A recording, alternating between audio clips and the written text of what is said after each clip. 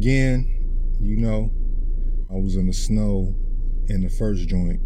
Today I'm in the sun, a day later. So crazy.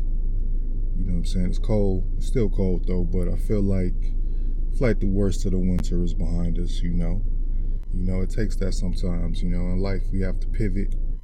We have to have the willingness to reinvent, when, it's needed. And, respond to adversity and, things of that nature. Embrace the beauty of it, It's like a new wave, I get to,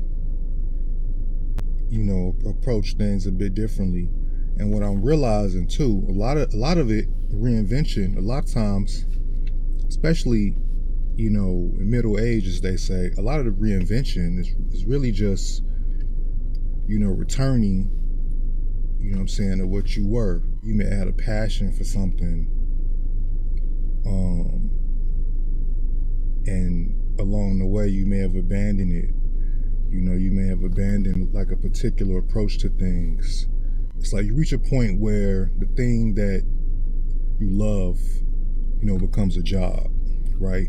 It changes the relationship you have with that thing. It wears on you after a while. And sometimes people just abandon shit, just on the strength, I'm growing up, I'm an adult now, I got responsibilities or whatever the fuck it may be.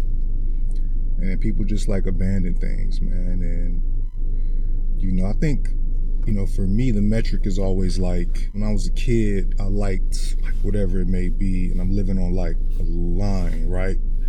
So it's if I could even just, retain a bit of the passion I had as a child, I feel like I'm winning. There's been some things along the way that I may have abandoned, and just I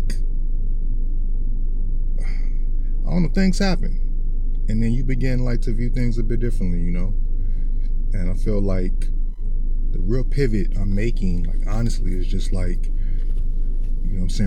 to things that I love in the first place, with a new perspective and more experience. And it's easy to get off a track, and because sometimes you think you're doing the right thing. After a while, it's the grind becomes a grind, that's why it's called that.